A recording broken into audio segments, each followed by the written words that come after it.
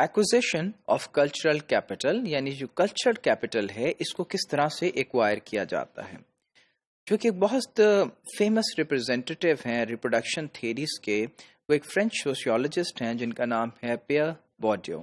اب پیئر بورڈیو کیا کہتے ہیں کہ جو فارمل ایجوکیشن ہے جو انسٹیٹیوشنز کے اندر دی جاتی ہے وہ مین جگہ نہیں ہے کلچرل کیپٹل کو ایکوائر کرنے کی. جس طرح ہم سمجھتے ہیں کہ بچہ جو ہے وہ کلچرل کیپٹل ایکوائر کرتا ہے، وہ اس طرح سے کلچر کو سیکھتا ہے اسکولوں کے ذریعے سے، تو بات اس طرح سے نہیں ہے، بات اس سے قدرے مختلف ہے. اور بورڈیو کے مطابق جو ٹرانسمیشن ہے اس کی بہت اسٹرانگلی ڈپینڈنٹ ہے کلچرل کیپٹل کے اوپر جو ایمبوڈڈ ہے ایک بچے کے فیملی اوریجن کے اندر. So the child process of acquiring the cultural capital is not dependent on the school, rather is dependent on the origin of the family. وہ کہاں سے متعلق ہے، وہ کس جگہ سے آ رہا ہے، یہ بات زیادہ امپورٹنٹ ہے.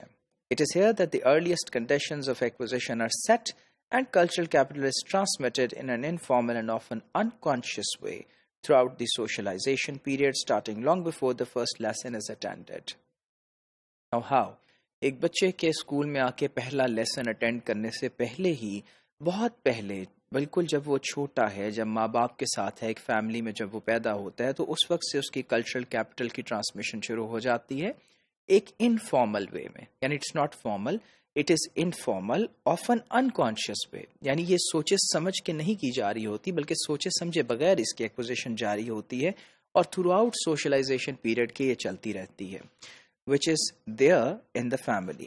اب یہ جو اس قسم کی انفارمل ہیریڈیٹری ٹرانسمیشن ہے کیپٹل کی، یہ ہمیشہ ہیویلی ڈسگائزڈ ہوتی ہے اور انویزیبل ہوتی ہے. یا تو یہ پنہا ہوتی ہے، چھپی ہوتی ہے، یا یہ انویزیبل ہوتی ہے، ہمیں یہ نظر نہیں آ رہی ہوتی، لیکن بہرحال یہ وہاں موجود ہوتی ہے.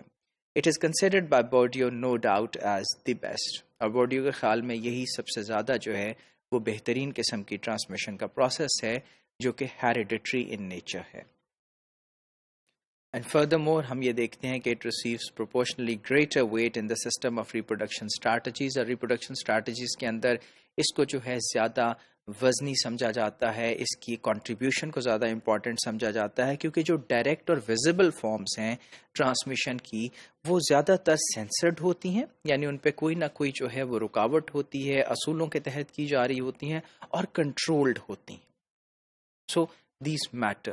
For instance, if a child is coming from a family background where he's learning horse riding because he belongs to a filthy rich family who have horses, تو پھر وہ چیز اگر اسکولوں کے ذریعے کی جاتی ہے تو وہ تو بہت سینسرڈ ہے اور کنٹرولڈ ہے. Not every school is offering that. Not every school offers swimming to the students. Not every school offers trips abroad to a student.